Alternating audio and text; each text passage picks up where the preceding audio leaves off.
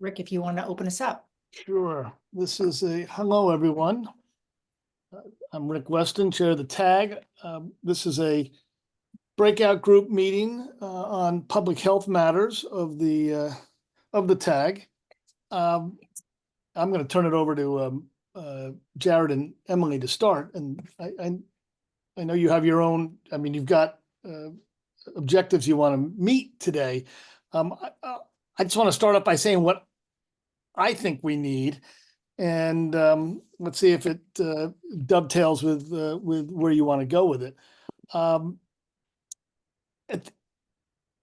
Sometime this month, I'd like to have and it would be great if we could talk about it at our next meeting, which is next week.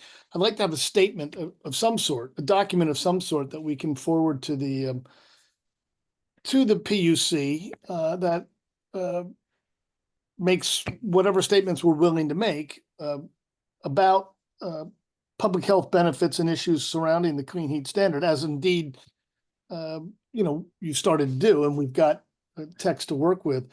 I don't feel that we're not in a position to. I don't feel that we need to resolve outstanding issues, but to catalog them and to identify future work for the TAG, assuming that the TAG will remain in existence after this session. I'm sure it will in some form or another, but I think it's reasonable to assume that we're going to see some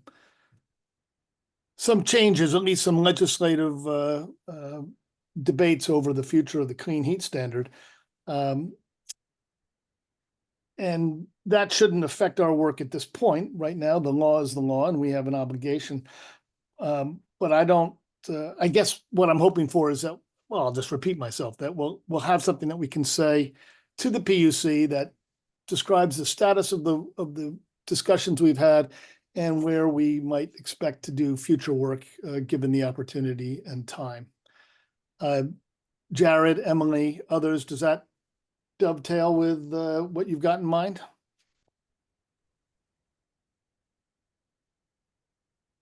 Yeah, it does for me. And Jared and I haven't had a lot of time to coordinate leading up to this meeting with Thanksgiving, but so we'll do some of this on the fly. But we've had a fair amount of back and forth on kind of the assessments of health impacts, and I know there's additional commentary on that, but like assembling sources and initial assessments of the public health impacts of different clean heat measures in the document that Jared has worked on.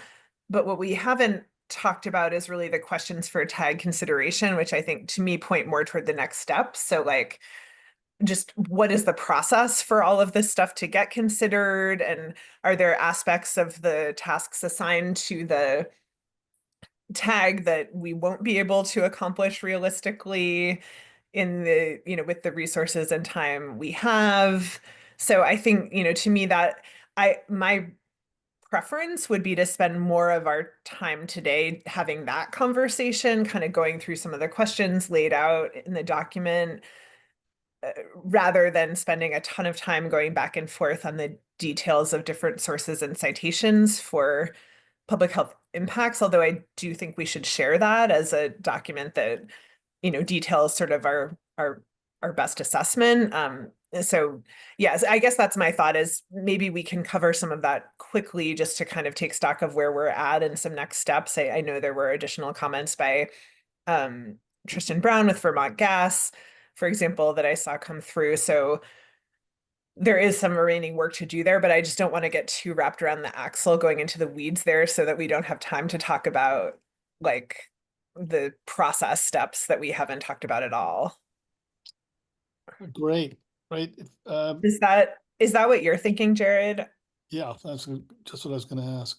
Yeah, sorry for doing some of this in real time, but I think we're on the same page. I think I'm mostly interested if we're on the right track with the sort of the structure of what we're providing, and figuring out if there are any other questions we need to answer, more so than the content, which we received a lot of feedback on.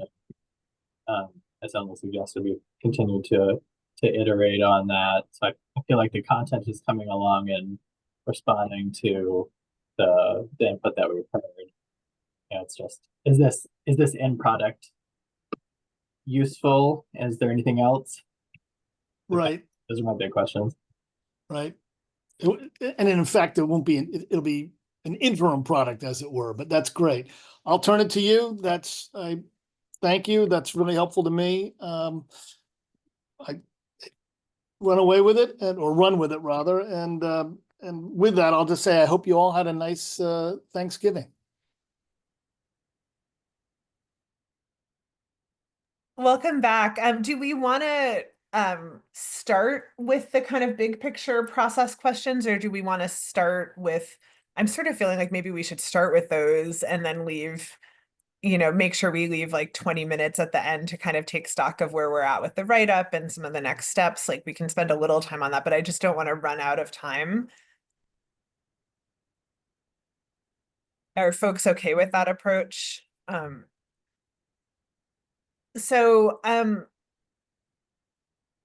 Jared and I identified some specific questions. No, do folks have Floyd's got his hand up. Oh, sorry. Go ahead, Floyd. Yeah, and thanks. I appreciate the a discussion on process. I think that's important. I think some of the comments you'll hear from us and maybe some of the other stakeholders will get into the substantive aspects of the assessment that was provided.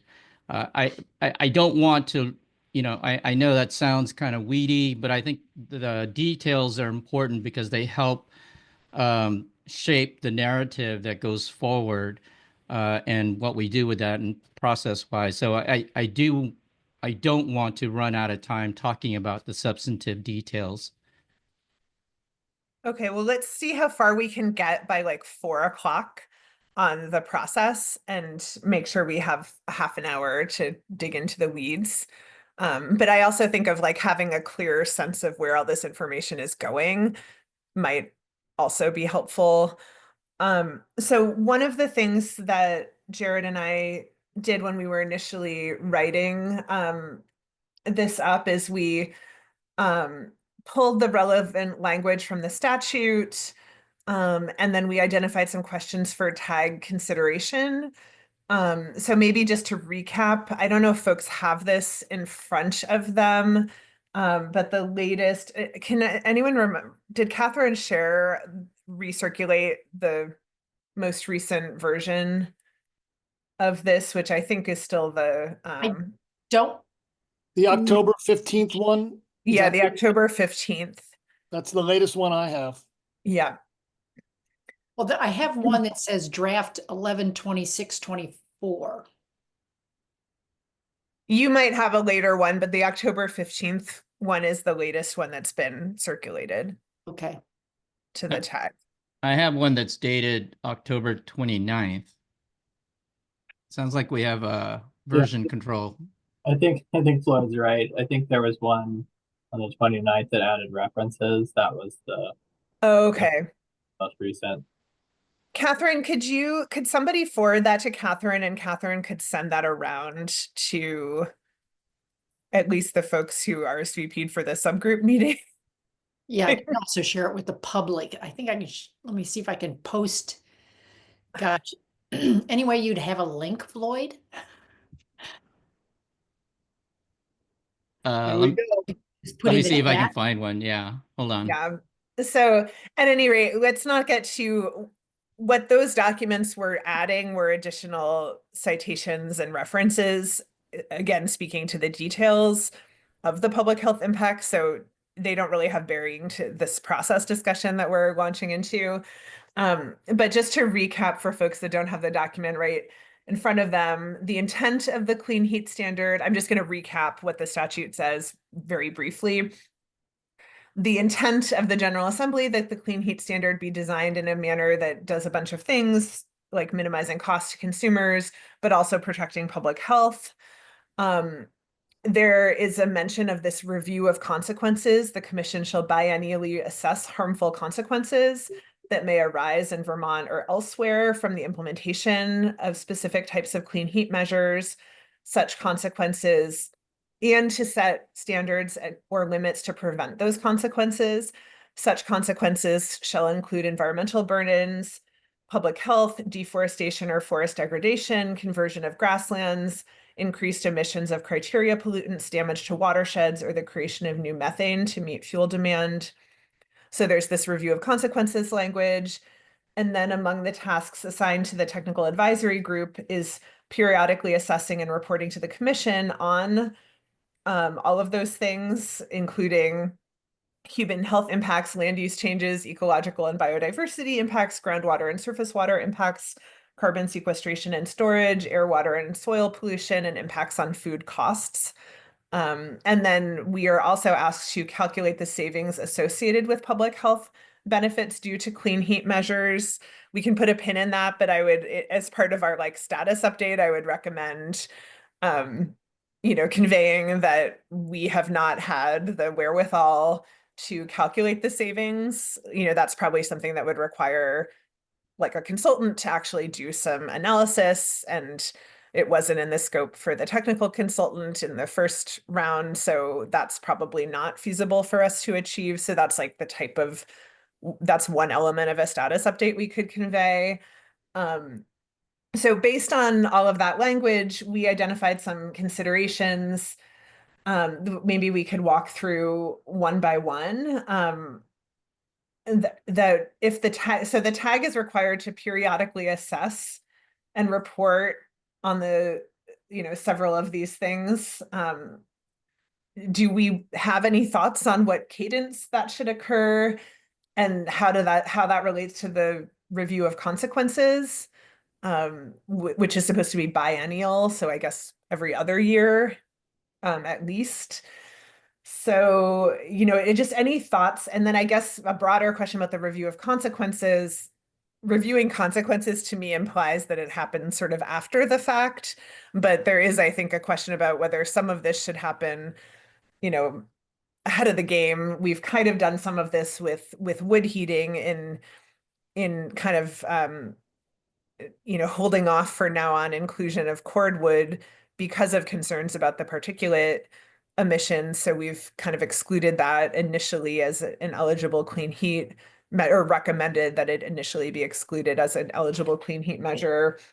I don't know if we would call that a first review of consequences. So anyway, there's some process steps about like how this periodic assessment happens, and how the review of consequences should happen. And I'm wondering if the tag wants to make any kind of recommendation on that, or anyone has a clear vision that they'd like to offer about how that should occur. Sam? Just a question to start. When we're talking about, which resources fall under the review of consequences, is there a list? I mean, I know it said specific there, and apologies if I'm just behind or maybe missing something, but is it limited to certain resources, or are we looking at potential consequences of any type of resource that's deployed under the clean heat standard, positive or negative?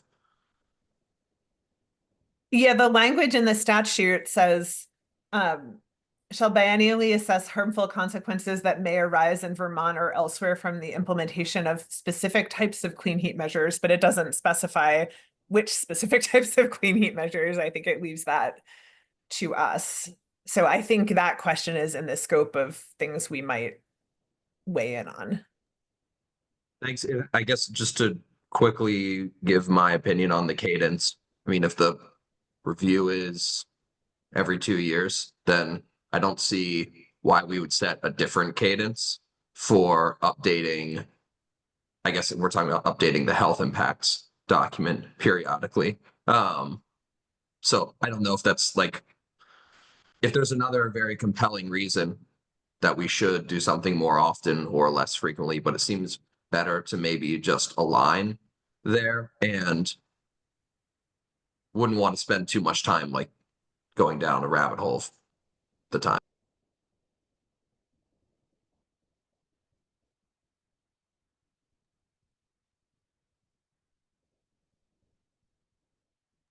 Sorry, I have a phone ringing in the background. But Jared, go. I was just going to say, and I think this goes beyond the scope of public health, but just to share some of my interpretation of this is that there's this whole list of impacts in the act, um, with this language about the biennial assessment. I think one of my key questions is, do any of these need to be assessed upfront? And we're doing that for public health, so that's why I'm not particularly concerned about this for public health. But there are a bunch of other things listed there that go beyond public health, and it's just a sort of, for these other impacts, as an outsider, my thought is, well, why would you potentially assess things that could have harm 2 years down the road rather than up front if there's some concern there? So that would be my question: is, are there beyond public health, are there other items from this list that warrant some investigation, now as we're moving into implementation? I mean, for some of these, I would say we've tried to begin assessing them qualitatively, sort of. I'm not sure we've done this explicitly, but I do think part of the tags discussion so far has been, are any of these risks great enough that they would have bearing on, which clean heat measures should be eligible right up front. And I think we've concluded that for cordwood appliances, the risks were great enough that, that should be considered up front based on available evidence. Some of the other questions about like conversion of grasslands and creation of new methane to meet fuel demand have come up in our discussions of other issues, and we've kind of taken positions on those issues up front. But we certainly haven't investigated them in like a really systematic way or actually attempted to kind of measure the impacts. It's been sort of more qualitative. Yeah, so I think we've done like a little bit of this upfront review of consequences sort of implicitly, even though we didn't couch it that way, but not for everything. I don't think we've had a lot of consideration about damage to watersheds, for example, or, so it's been a little spotty. Sam? Yeah, thank you both. Everything you both said makes a lot of sense to me. It seems that maybe the decision of whether or not to look at other impacts beyond human health impacts, which is the focus of this conversation, should be taken up with the rest of the tag.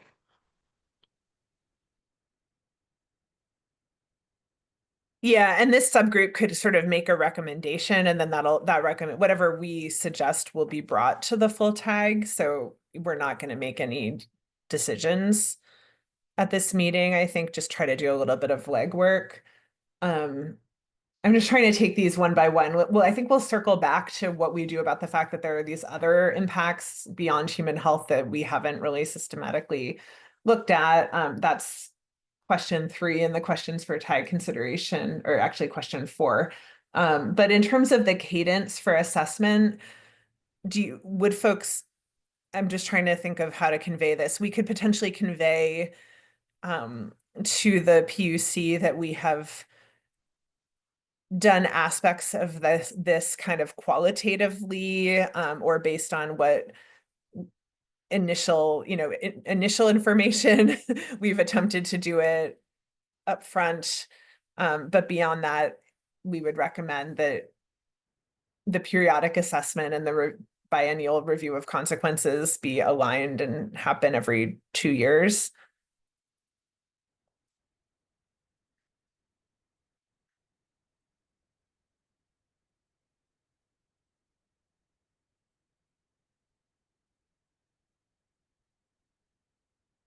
I mean, I think that timing could work out because we've also recommended that the measures be updated every 3 years. So it would be kind of nice, like if, say, in 2 years, you could do a little bit of a more thorough assessment of consequences and impacts, then that could feed into the update of clean heat measures. And if there were some clean heat measure that was identified to be like incredibly ecologically destructive, then that could be removed in that 3-year update. You know, I think it maybe that timing could work out okay, at least for the initial round. I'm not sure after that. Yeah. Nora? May I suggest that we do a poll just to see how people feel about every 2 years? Well, the every 2 years is in the law. So for the review of consequences, so I think we have to do it, you know, at least every 2 years. And then there's really only a question of whether the tags kind of associated periodic assessment should align with the commission's review of consequences. Does that make sense? So every other year before the PUC review? I think this gets to process. Like, it's not totally clear to me how much the tag can do without getting like a consultant who's probably working for the PUC to help us out. Sam? If there's anyone who thinks we should do it at a different cadence than the 2 years, and if not, maybe we can just say, let's do this every 2 years in line with the update from the PUC and leave it at that.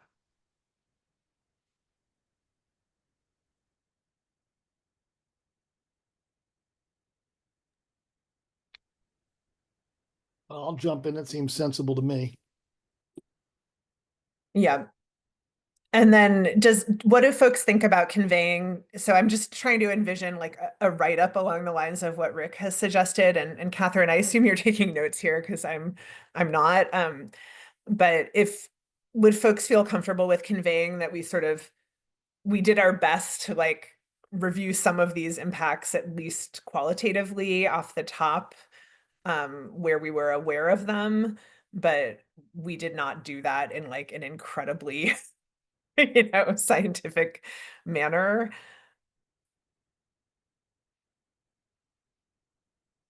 And when are you suggesting we make that decision, if at all? Sorry, which decision, Floyd? The decision to convey a message that we have, taken the best qualitative look at this as much as we could. What are we talking about? Are we talking about conveying the document that you and Jared put together? And when would a decision on that be made?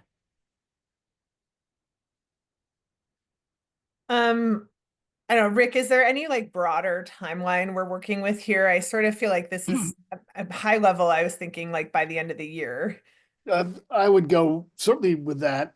Catherine pointed out, Emily, you weren't on the last tag meeting call. Catherine pointed out that the odds of our next meeting, the 12th of December, being our final meeting for the year are high. We'll take a pulse of the tag next week to see if we want to stick another one in, 7 days later, I guess on the 19th. But and we may need to if we want to, make decisions about forwarding particular documents such as this to the PUC. But yeah, end of the year, soon as possible. I have to say that I really am not sure what January and February are going to look like.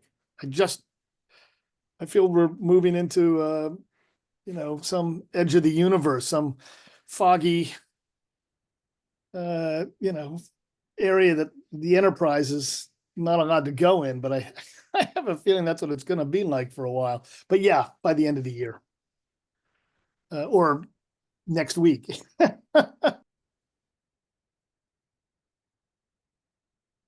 Yeah, so if we wanted the tag to vote on, are we comfortable conveying said document to the PUC, that would probably have to happen at the meeting next week. Well, it'd be nice if we could give it a try. If we can't, we can't. Yeah. Okay, we have a couple of hands raised. I think Nora, then Sam, then Floyd. Oh, hi. Yeah, thanks. I think for some of these issues that are in the statute, such as the ecological and biodiversity impacts, impacts on groundwater and surface water, food costs, these are issues that are really difficult to define scientifically with emerging technologies. And so I wonder if that's the better way to kind of state that to the bigger or fuller tag rather than sort of we did the best we could. I think just the lack of for some things it's emerging. For other things, it's not emerging.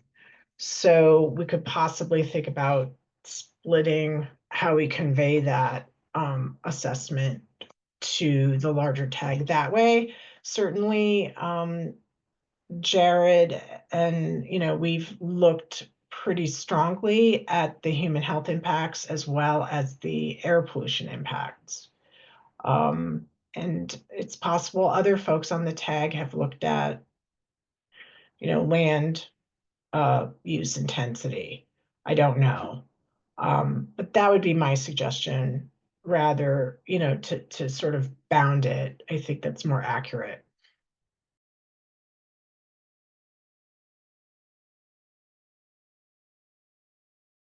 Tim, go ahead. So the way I see it, the document we have now, a lot's gone into it already, and I think there's a lot of good stuff there, but folks have raised, multiple folks have raised concerns about the document and in particular, at least wanting to break out some of the different points around biofuels to be a little bit more specific. I mean, I think that's bare minimum. We have to do that, or else it's inaccurate. I've since looking at some of the sources and different things, I think there's conversations to be had around that, and I don't think we're anywhere close to a place where we can put something forward and vote on it in the tag, right? Unless we have some pretty intense and collaborative work done to revise this document in the next couple of weeks, which I'm certainly not available to do. If we want to take on additional, right, this is still the public health subgroup as far as I'm concerned. If we want to take on additional issues, I'm not for or against that, but I think we need a vote from the tag, and then that would need even more work, right, into 2025 to get that right. So, at this point, I don't think it would be right to bring this to a vote in the tag. I would certainly vote no. And that's sort of where I stand on it. I don't know if others have thoughts, but I think it's a little premature and we have a lot more work to do, even on the topics that are explicitly under our purview, before we can put something out that's really good.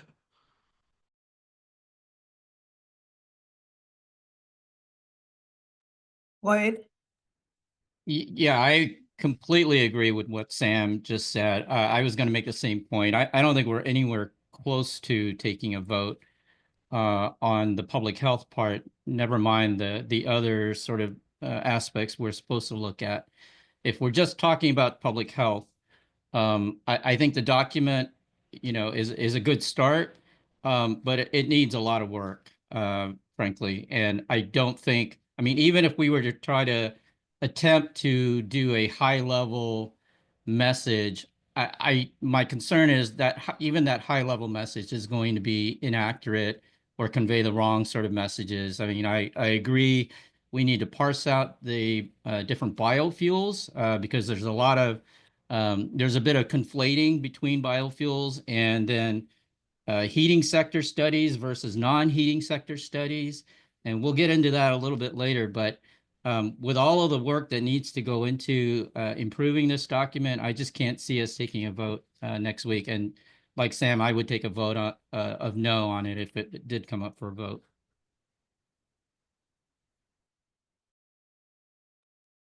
Jared, and then Rick, maybe you'll suggest a path forward.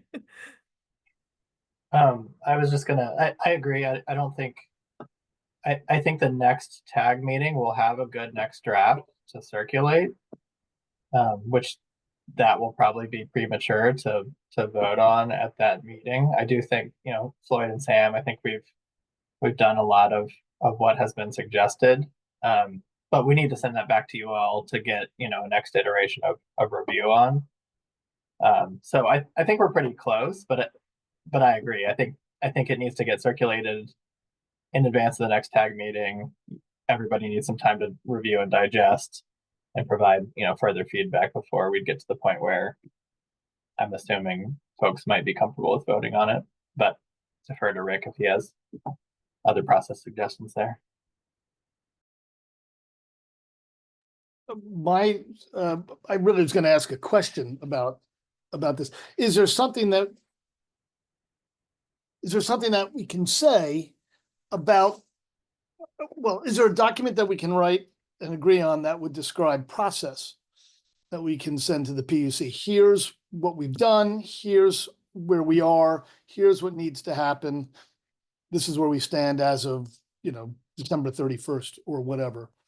And that might be straightforward and agreeable. I should note that I am planning, as a consequence of some of the discussion last week, it occurred to me immediately upon hanging up on Thursday that it would make sense if, as chair, I draft a document that is, in a sense, for the PUC, a report of what we've done over the year, a synopsis of everything we've done. And one of the things it would have in it would be a brief paragraph on how far we've gotten, in this case, on public health. That may do the job that I'm referring to. But there may be more that we can say at this point. If not, that's fine. I'm not really, to be quite honest, I'm not worried that we haven't solved all the problems that we've wanted to solve this year as quickly as we'd hoped to. There's a lot on our plate and a lot, obviously, that we need to discuss. So getting as far as we can is fine in my view. That's just mine, though.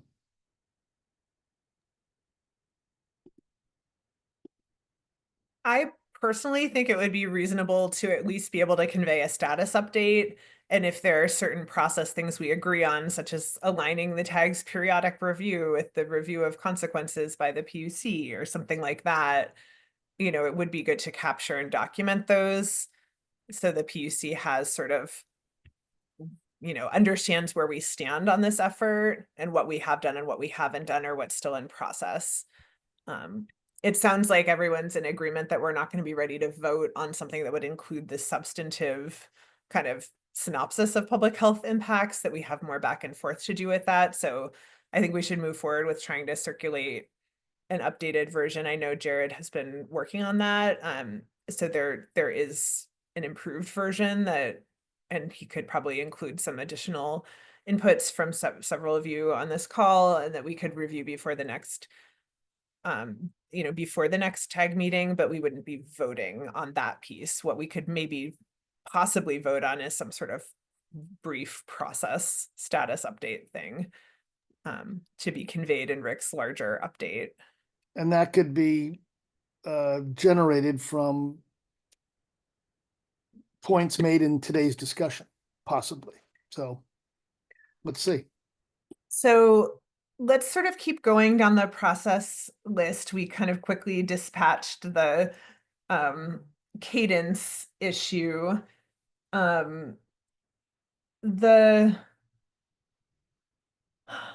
have a question of some sort of like, let's talk about the public health piece first.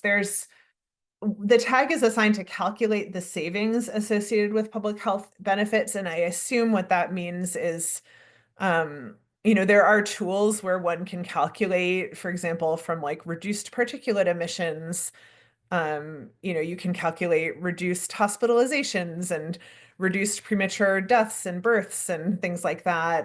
And that also can be translated into a monetary value. So there are such tools, and that type of analysis is possible to do in theory. It's clearly not possible to do in practice, especially in the remaining time we have between now and the end of the year. That is not like a super straightforward thing. It seems like I mean, NESCOM could potentially, that is the type of thing we do. So, you know, possibly some quick and dirty thing, but it seems to me that that would require like adding that to the scope of a consultant at some point, I think. So I just wanted to talk about that a little bit, like, what if anything might we convey in terms of like process recommendations around that like I think just to start, I think from my perspective, it would be something like, you know, the tag can't take the lead on this. We can address this similar to how we would address the TRM or the potential study, where this is assigned to a consultant and then we are reviewing the results and, you know, weighing in on the methodology or something like that. So it could be done in tandem with the periodic assessment, the biennial review of consequences, but would require some resources for a consultant to do it. And therefore we have not achieved this in this initial round. I guess that's my sense of where that stands, but I wanted to run that by the group.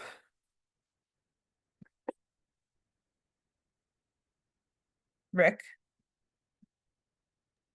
I would just say that I'd be even, well, no, not the right word. I would say a consultant, or even, it's possible, even a state agency could perform that analysis. So you'd want to write it in a way that said some independent, well, or some sort of analysis. I mean, one could imagine the Department of Health doing it.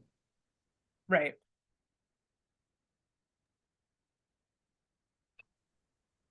I just agree. I think that's a very reasonable approach, probably the best approach that we'll come up with. And I don't think that the tag has the capability to do it on our own. Lloyd? Yeah, I agree. I think that's that would be a good objective to have, and whether that's done by a consultant or a regulatory agency, I don't really feel strongly about. I mean, we've done that. We've commissioned that sort of study ourselves. The key there is what sort of inputs do you put into the model, but the air dispersion modeling is pretty standard EPA. The valuations for the health endpoints are pretty standard, specified by EPA. So that can be done. You just have to figure out what you input into those models. And I guess that's where we as a tag can come in and be useful in terms of the outcome of this discussion. Eventually we can come up with hopefully an agreement on, X measure reduces, or, PM by this much, or reduces, whatever pollutant by this much. And then those values can be input into the modeling that would be required to do this sort of thing you're talking about. But yeah, it's certainly doable. Jared? Yeah, just one comment on, doing that sort of analysis being doable. I would hope that the recommendation isn't for one of the state agencies to take it on. I mean, it's a big undertaking. So I don't want to undersell the level of effort. It's not substantially different from the work that the two hired consultants are doing on different topics for this process, and for the health department or DEC or other state agency to take that on would be. I wasn't suggesting that, Jared. I only wanted us to acknowledge that sort of who takes the lead on that study, who, that it behooves us to be more ambiguous about it. Okay. I just want to be clear about stating the implications. Oh, we were going to sign you up for the job. I've made a note that it requires dedicated funding and it should be an expertise. My other comment was going to be, assuming we are on the same page that doing that work is beyond the scope of the tag at this point in time. We're trying to do this public health assessment in a way that it still provides useful information that doesn't quite get to that calculation of monetizable health impacts, but at least provides information that could be factored into decision making. And so I guess that's one of my key questions is, if we can put aside some of the differences in formatting of the substance and needing to pull things apart into separate categories, like that's all acknowledged. But if the end product is this fairly high level summary of impacts, without a ton of nuance and without a ton of specific citation, because that all of that just takes a lot of effort. It's pretty high level, and it's a little uncomfortably high level, from my perspective. But that's just the reality of bandwidth. So yeah, I'm curious if a document like the one that's been circulated seems like it could more or less meet the need, meet the intent of providing public health information to the PUC, or is there something else we could do? Is there something more we could communicate?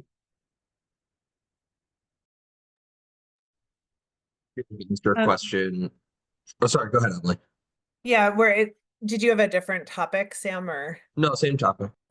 Yeah, well, why don't you weigh in and then I might share a thought. Sure. Thanks. Sorry. No, I think in my view, this type of document is fine, and I don't think it needs to be too much more detailed.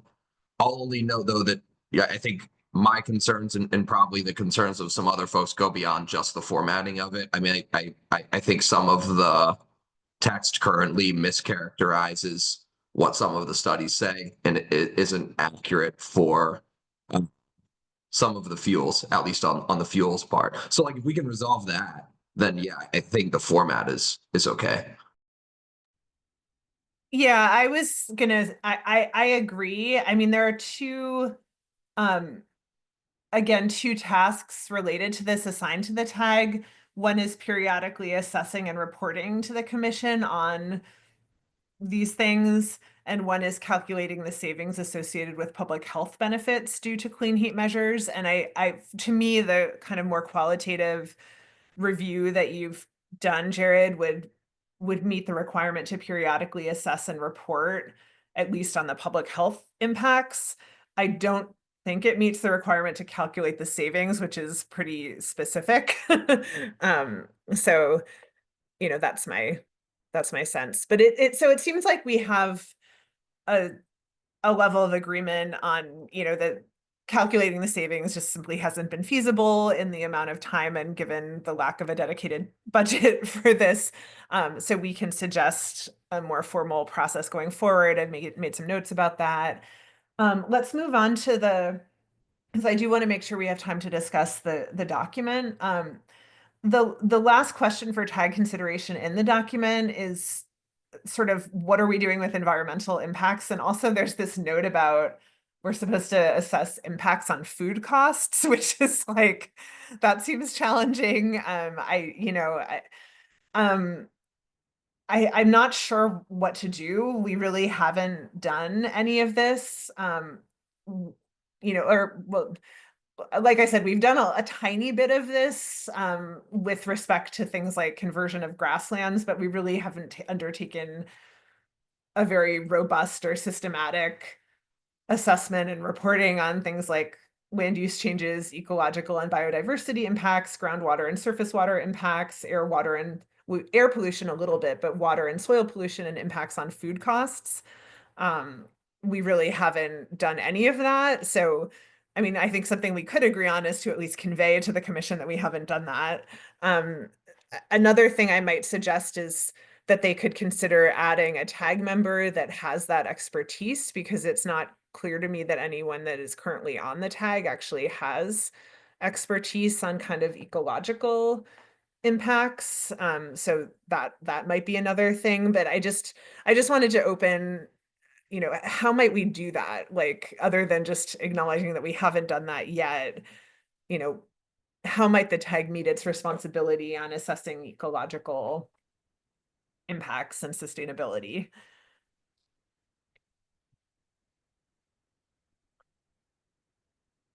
Rick? Well, I would, it's easy enough for us to say, as you suggested a moment ago for another part of this, it's really easy enough for us to say that the tag is not so constituted. And that can mean a lot of things here. Not only membership, but also it's not resourced to perform by itself on its own, on its own motion, as it were, the kinds of analyses that the statute is asking for. So it really does, it really goes to the PUC as to whether, or the legislature, as to whether resources to do the kinds of work that the statute appears to ask for gets done. And it's easy enough for us to say, we're prepared to review and comment on, react to, make recommendations in response to work done by consultants, actors, whoever. But on our own, we can't. And that seems to me to be actually a simple and important statement to make, to remind both the PUC and legislature that, we can only do so much, and without consultants, funding, and so on, we're somewhat hogtied.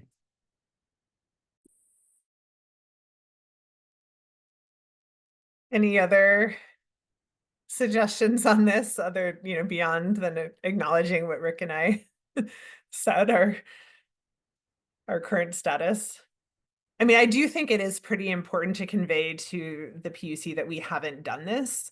I mean, that alone I think is useful. I wouldn't want anything we've done to be construed as saying that, like, we've looked at this and we've concluded there are no negative impacts or something like that. Like, we really haven't done that analysis.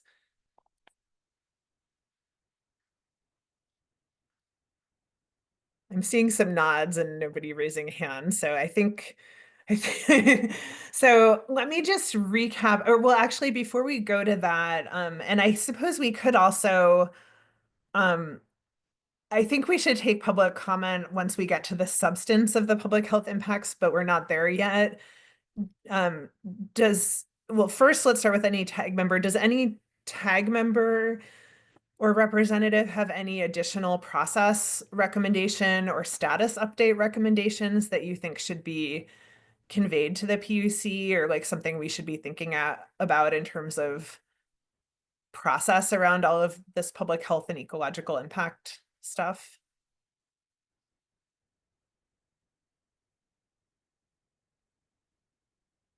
Okay, so same question for members of the public. Again, we'll have a different opportunity later I know there might be people here that have input on the specific public health impacts and kind of characterization of biofuels and things like that, but not getting to that yet. Does any member of the public have a process recommendation?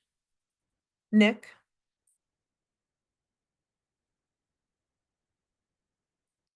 You're on mute. Oh, there you go. Thank you. Yeah, I just wanted to point out that the statute seems to treat public health differently from the other considerations like deforestation, conversion of grasslands. If you look at section 8121, it says that the clean heat standard should be designed and implemented in a manner that protects public health. So that to me means that you should be looking at public health up front, as you've tried to do, whereas the other considerations like forest degradation and conversion of grasslands, those are just to be assessed periodically. So I think it's okay that you haven't gotten to those up front. And I like your idea of looking into those concurrently with the biannual review.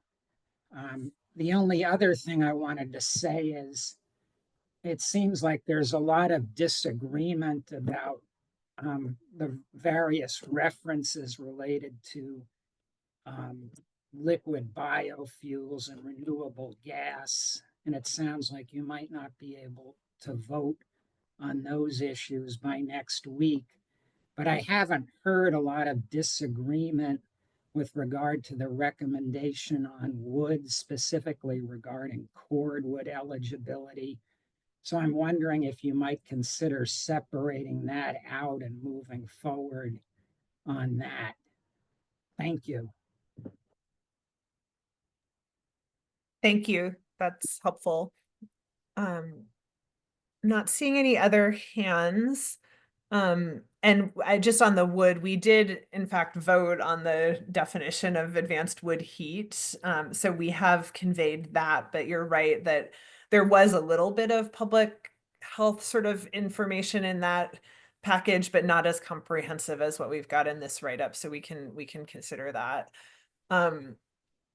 So let's move on then to the details. And I guess I would ask Jared, maybe if you could facilitate this part, because I've not been as in the weeds on like the details. And I know you've been making some updates and you've added references. So, and this version has now been circulated, at least to some of you, and was posted in the chat. And thank you very much to Floyd for finding that. But if folks scroll up in the chat, Floyd posted a link to the October 29th draft, which had some additional references added. So that's the most recent version that's been circulated publicly, but I know Jared has even been working further on updating some of the content. So I'm going to turn it over to you, if that's okay, Jared, to kind of walk through that part of the conversation, and then maybe we'll do a recap at the end of next steps. Thanks, Emily. Yeah, I'm afraid this won't be super satisfying because we haven't circulated the next work in progress draft that we've been referring to, but I can at least try to explain to you the progress that's gone into that, which I think will be ready to circulate by the end of the week or first of next week. And most of that work has gone into the liquid and gaseous. Oh yeah, Rick, do you want to chime in? I just, if you don't mind, Nick, if you don't mind, I'd ask you to turn off your video as according to our typical practice of, yeah, thank you very much. Sorry to interrupt. Thank you. Thanks, Rick. So yeah, most of the additional work has gone into that liquid and gaseous biofuels section, as recommended by several of you. Rick, your hand's still up. Is that intentional, or I keep switching screens? So I'm not sure if that went down and back up. Okay, thanks. We have separated that assessment, which was overly general and did conflate impacts across different biofuels, into categories now of biodiesel, renewable diesel, biomethane, renewable propane, hydrogen, which I think aligns with the latest list that I saw in one of the consultant documents. If somebody wants to correct me on that, feel free. It's been hard to keep track of all the different lists. So most of the summary is related to biodiesel. That's where I found the most substantive evidence in the scientific literature. I will say that there were still a lot of challenges there with a lot of the studies comparing biodiesel use to number 2 fuel oil that's not currently in use today, with ultra low sulfur diesel being what is in use today. We found very few studies that compared using biodiesel to ultra low sulfur diesel. So a lot of the research is either from comparing in residential applications to fuels that aren't in use today, or comparisons in the transportation sector. So that's a little challenging to interpret from. So, there's a lot of caveats and nuance in here of what some of those studies say, but acknowledging that those findings might not be completely relevant for the home heating situation today. There are smaller summaries on the other fuels, which I have not found as much depth of scientific evidence on the other categories of fuels. But what we have found is summarized there. And I think it starts to, make it more clear that there are differences in emissions from the different types of fuels, as was shared by several of you. It also references things like there was a pretty comprehensive, presumably paid literature review completed by ABT Associates in 2022 that looked at a lot of the same categories of fuels, and drew conclusions that I think are very consistent with what we've drawn from, reviewing independently. So that feels pretty good to be aligned with another recent literature review on the same topic. I don't think it covered quite all of the fuels that are considered for the clean heat standard, but most of them.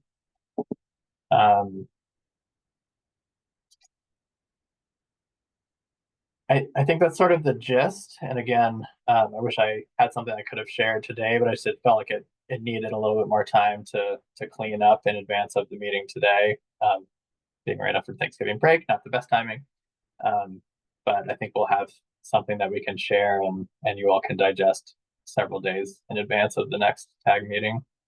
So happy to take questions. I don't think I have specific questions or prompts at this point, just to say that I think we're moving down the right track of, based on the feedback that we've heard. Should we go around and open it up for TAG members who may have I'm not sure the status. I know some of you have filed comments or to the docket on this, like Floyd, Sam, others. Do folks want to share specific input at this point? We could kind of go around and capture that, and Jared, you could sort of make sure that those directions are reflected as best you can. Sam?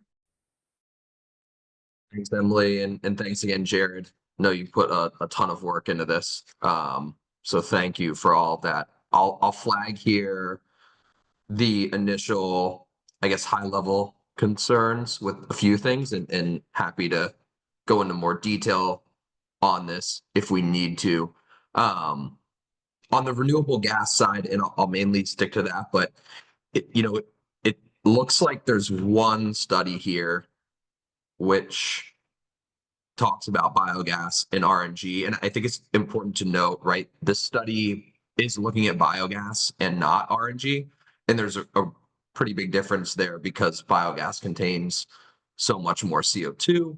And I think just based on their method, right? They're using a pretty high temperature of combustion. So all that is to say, I don't think it's representative of the thermal sector in Vermont, regardless of what the outcome says there. But I wanted to flag that as the only RNG related study, right? This is where, to me, it makes sense to take a look at the transportation sector stuff.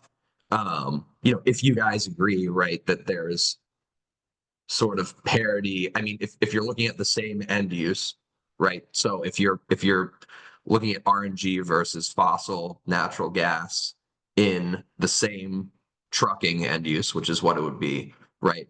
Then I think you could extrapolate, to the extent that there are differences in emissions between those two fuels. I think you can extrapolate that to other sectors for RNG. And to me, that seems like a good thing to look at for this, but certainly if other folks think it's inappropriate, happy to discuss that. The other question I had too was around just some of the other studies here that seemed maybe less relevant to the technologies that we're covering. For instance, one of the studies looks at health impacts from household cook stoves in India. I don't think that those are RNG or liquid biofuels. Again, could be wrong. So maybe and there's a couple more, but I'll leave it at that. And happy to follow up with you guys. But thanks for listening.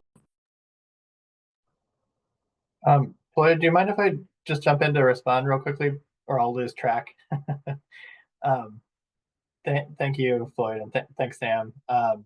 And yes, that I will acknowledge there's been a pretty huge learning curve for me in being able to interpret this information. I did note that biogas study is not particularly relevant, so I think it's still in the list of references, but I'm not using any information from that study at this point.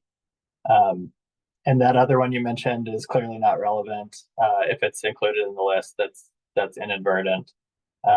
So I do need to do some cleanup of the references. So thanks for pointing to those, but I do want to be clear that none of that is factoring into the literature review at this point. Lloyd? Yeah, thanks, Emily. And thank you again, Jared. Enormous amount of work I could tell went into this, so I appreciate that. And I can certainly appreciate the the challenges in finding relevant literature, especially when you have a really large body of work pertaining to engine emissions versus a much smaller body of work related to heating applications. And I guess that is kind of the main concern I have with respect to relevance of the studies that were referenced in the document. When I went through it, virtually all except for 3, I believe, of the references were all engine related. And I think Clean Fuels submitted a comment letter back in mid-November that basically highlights why it's very challenging, if not possible, to extrapolate from engine emissions out results, or those studies that look at diesel engine emissions, and extrapolate that to heating applications. I mean, just the gist of it is diesel engines are compression ignition. They're closed chambers subjected to high temperature, high pressure, much different combustion conditions as opposed to a furnace or a boiler, which is open flame, much lower pressures and so forth. So the emissions and the characteristics of those emissions coming out from either one are going to be vastly different. And so I think it's I'm not even sure how relevant it is to cite an engine focused study. For the ones that I think there was one boiler related study that was Macor and Pavanello. I would note that the results of that were mixed.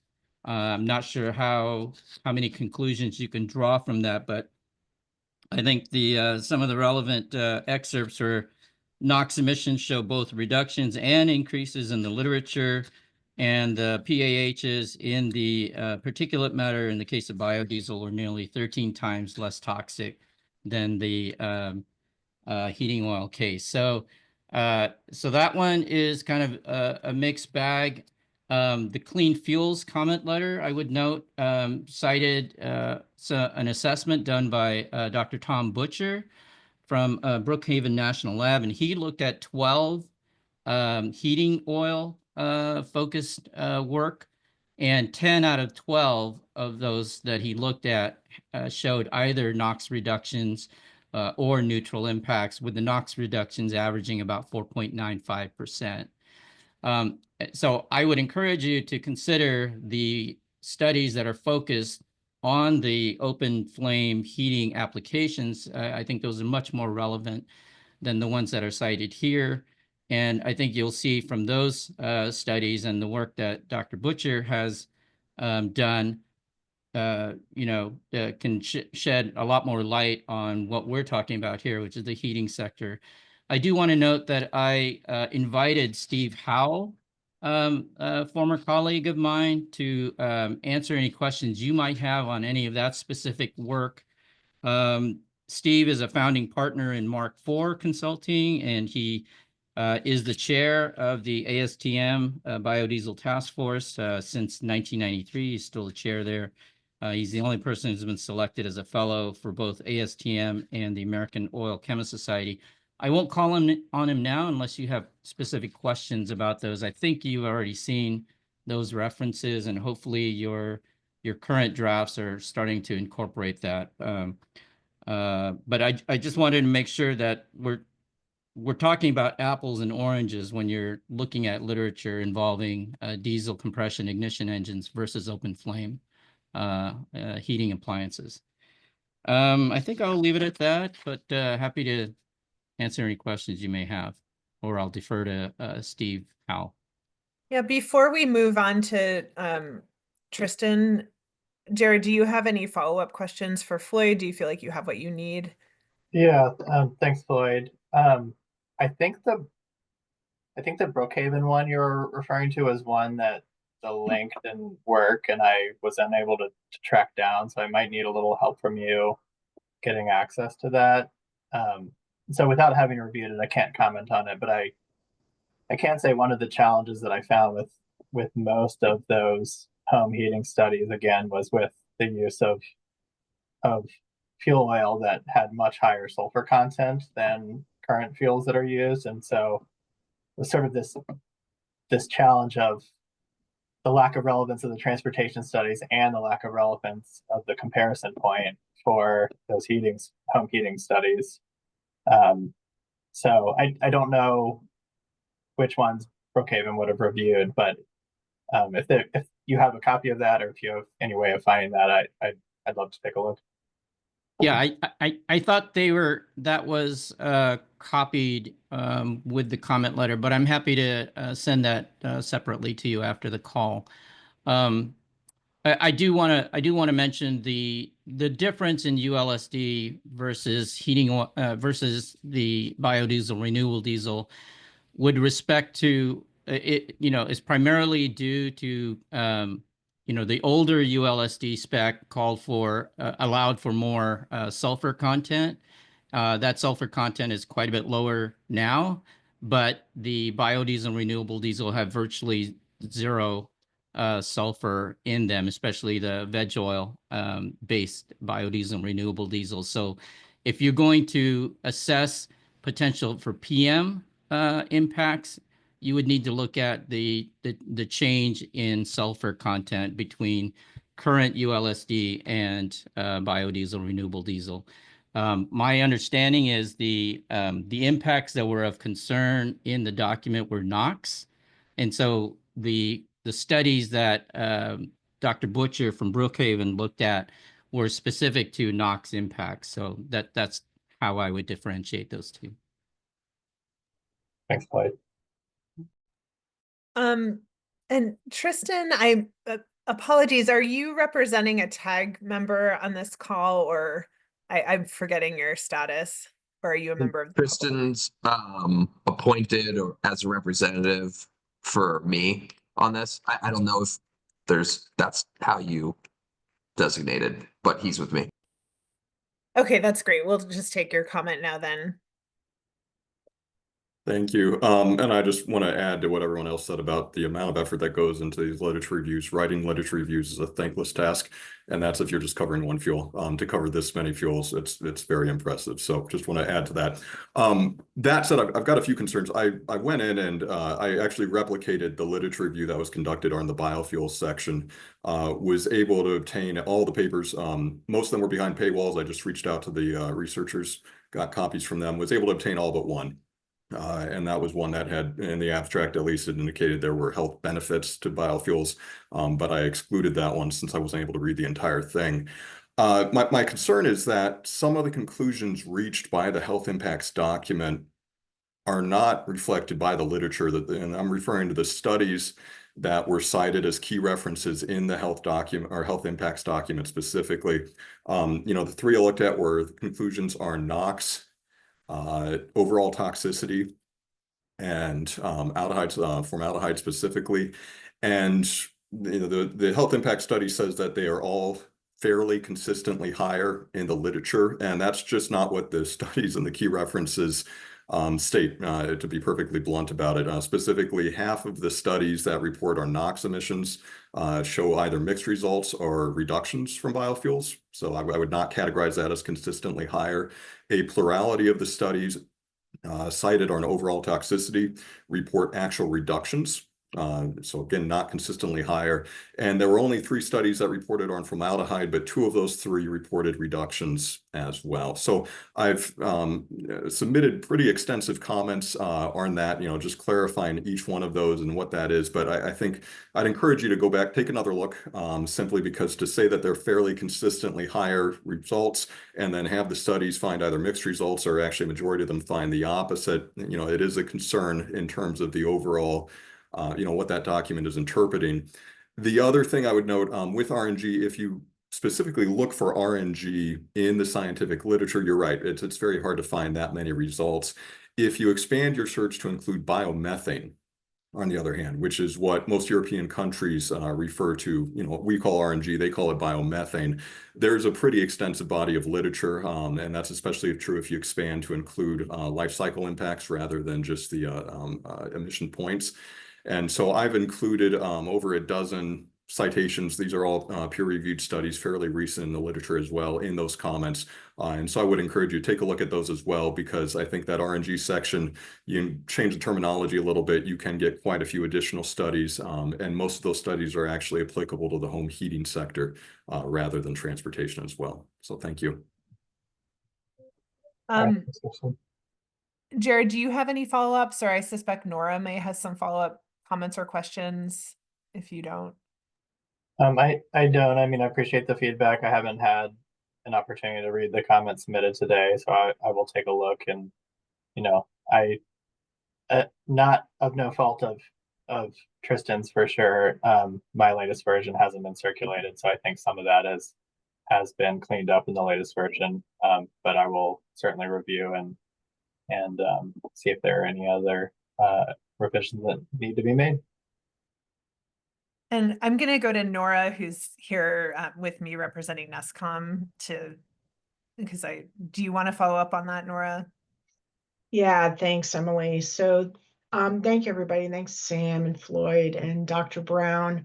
I didn't get a chance to deep dive on the comments that you sent in today, but I think something that would be really helpful for this subgroup is to get clarity on the actual biofuels that are going to be used in the terminology. As Dr. Brown pointed out, there's renewable natural gas, there's biogas, there's biomethane, and different researchers use different terms. So if we could get some clarity, I think that would really help. For example, if renewable natural gas really is the same thing as biomethane, just knowing like the purity of it, right? So like what would be the percentage of carbon dioxide that would be in it? Is it going to be less than 0.1% carbon dioxide? So it's essentially really just methane that's somehow been reclaimed from a biological source. That's a really different kind of fuel than biogas. For biodiesel, it would be really helpful to know, is the blend going to be capped at 5% or 20%? I very highly doubt that there will be 100% biodiesel being used in an end-use residential heat application anywhere in Vermont, just because of the cold weather and because it tends to gel above 20% blend in the feedstock. So I think that would really help sort of funnel down the literature review and sort of help us bring clarity. I've also heard back and forth over the different meetings. I don't know which meeting this is for me, but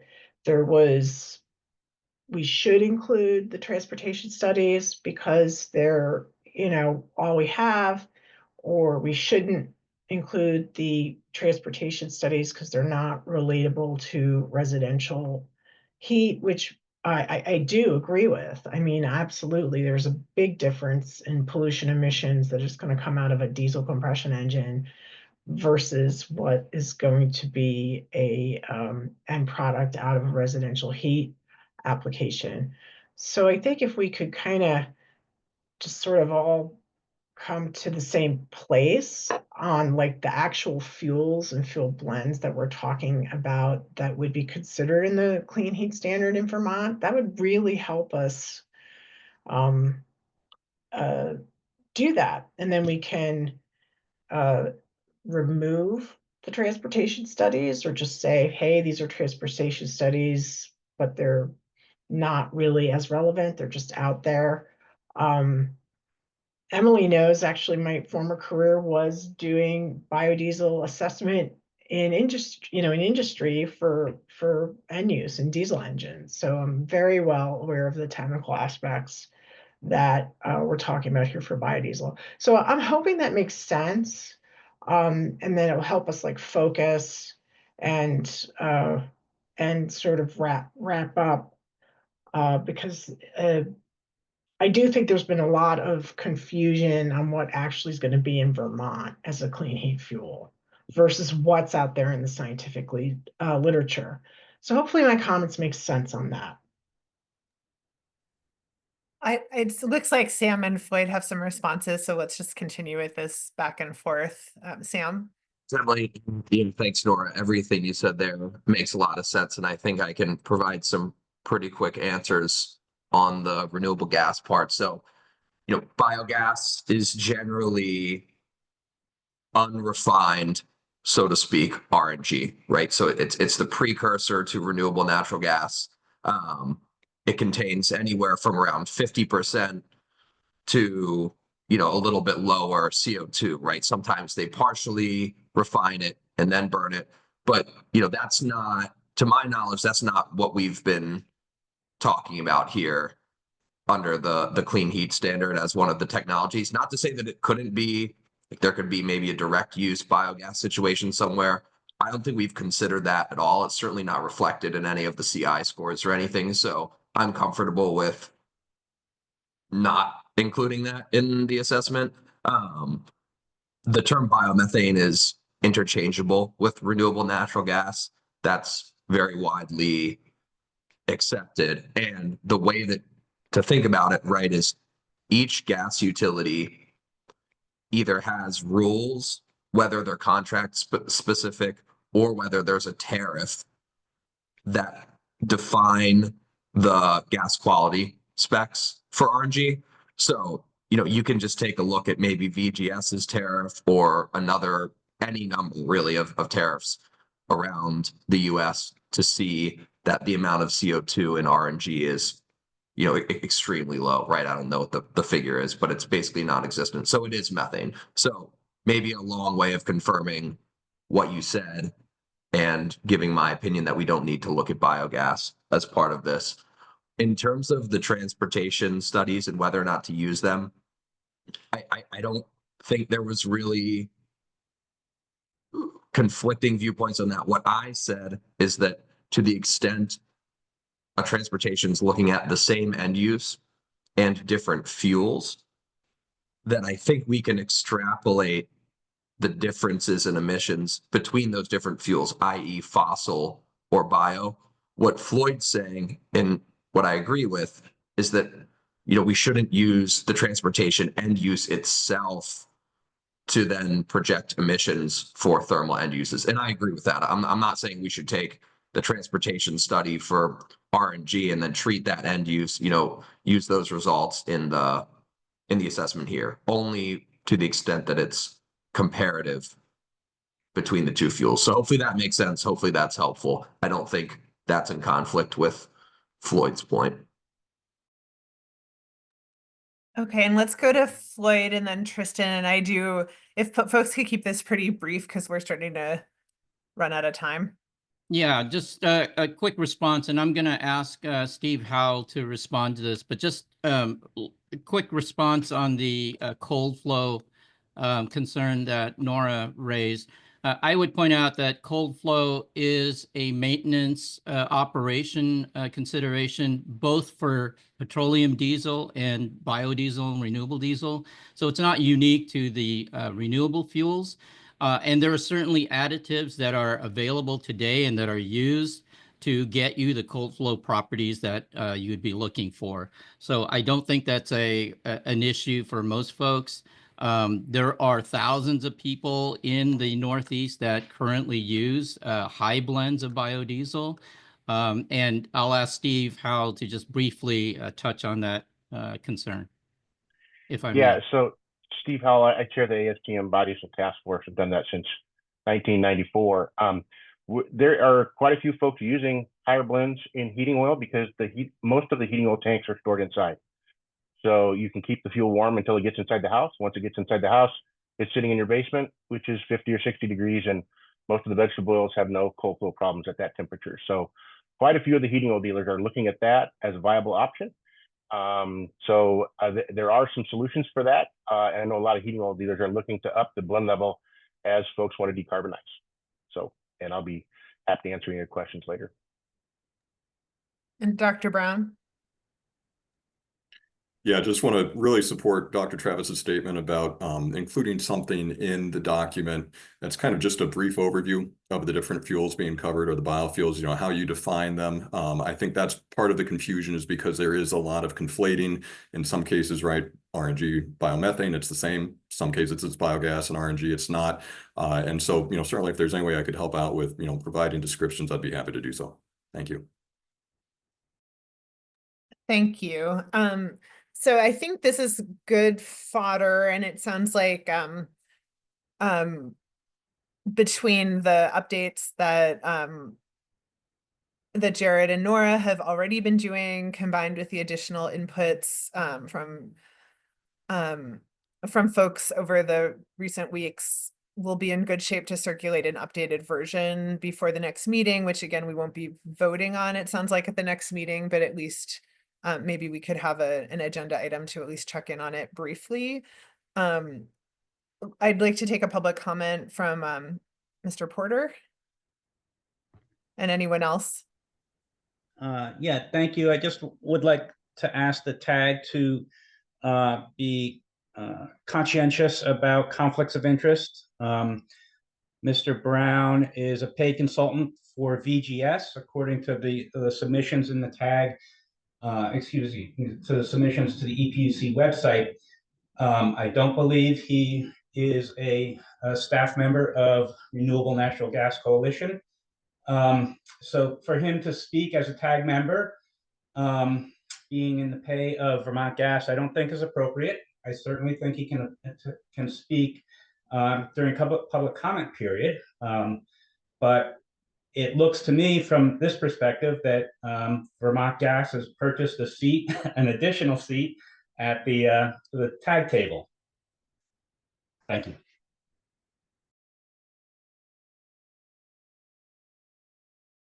Rick, it seems like you want to respond to that.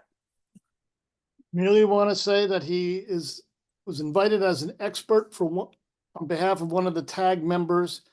That's entirely in keeping with our process. I'll leave it at that. Sam, are you? And yeah, just a quick note. You know, Tristan is not an employee of RNG Coalition. I'm also not with RNG Coalition anymore. I don't have any formal affiliation with VGS. And I appointed Tristan because he's an expert not only on RNG, but a number of different technologies in this field. So I think it's relevant, but appreciate your concerns, Mr. Porter. And it looks like, Mr. Porter, did you have any additional comments, or should we go to? Yeah, just an additional quick comment. You know, the TAG has been debating about wood over the last many months now, and I have repeatedly asked you to get an expert in the field of climate science specifically related to wood. And I have pointed out that Bill Muma is an expert in this field and is an expert in IPCC guidelines, having drafted 6 of them. And that suggestion has been repeatedly ignored. So it looks like you are picking and choosing the experts that you wish to consult with. Thank you. And let's go to Mr. Persampieri.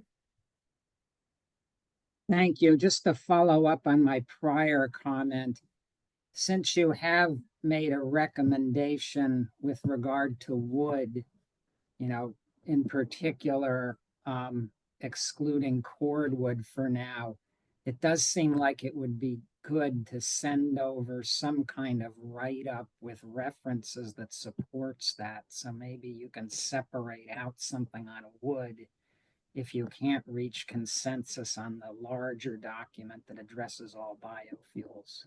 Thank you. Yeah, and that's a good segue to our wrap up here. I know we only have like 2 minutes, so I'll take a crack at wrapping up. Process wise, I think what I'd like to do is have Jared circulate the updated version, hopefully by the end of this week, or at the very latest Monday, so that Monday the 9th, so that folks have a few days to review it before the next TAG meeting. And then we could hopefully, Rick, if this, it escapes me what's actually on the agenda, but if we could have a couple minutes to at least have a brief kind of status touch base, we can at that point get a sense of how close we are on, the substantive information on public health impacts, and identify the next steps from there, if we're still really far off or if we're not. And if we are really far off, we could consider splitting off some of the wood content and conveying that sooner, or some other step. So we will put this on the agenda, but not anticipate a vote just yet. We'll just check in on status. In the meantime, I have jotted down a bunch of kind of the status update points, many of which actually we all agreed on. So that's great. We seem to have a lot of points of agreement on kind of where things stand and how to organize the review of consequences and the tags work on these topics. So I can take a crack at writing those up, hopefully maybe with some help from Rick and Catherine, who has been taking notes.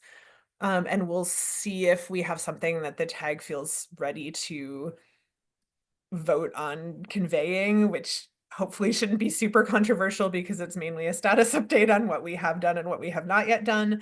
But this was very helpful in kind of getting on the same page about where we stand on some of those topics, so that we can at least tell the PUC what we've done and what we haven't done, which I think will be helpful for them to know.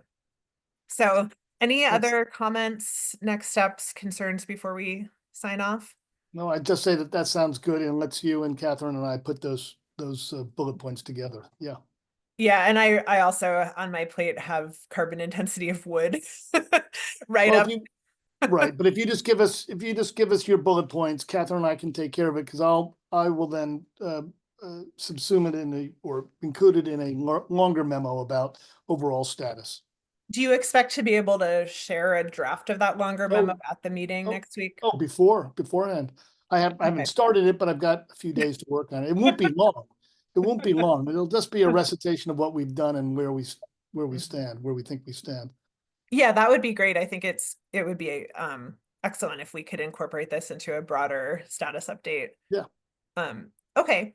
That'd be Thank you great. all very much for making the time for this, and in particular to Jared and Nora, who have and all others who have shared really valuable references on the scientific literature. This is, as many have noted, a significant effort, and we really appreciate the work that everyone has done. And I'm confident that we will at some point get it into a shape where we can share it with the PUC as at least a foundation to build on.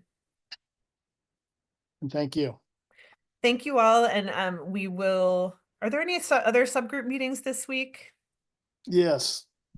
We're going to take a look at the TRM and identify any. Oh, right. issues, Okay. So any so we'll issues and see. questions that we want to send opinion dynamics. So that'll be another thing on at least Yeah, my so plate. for those of you available and interested, there is a subgroup meeting. Thank you for the reminder, 10:30 to 12:30 on Thursday to review the TRM and as we like race to the finish line on the tags work this year.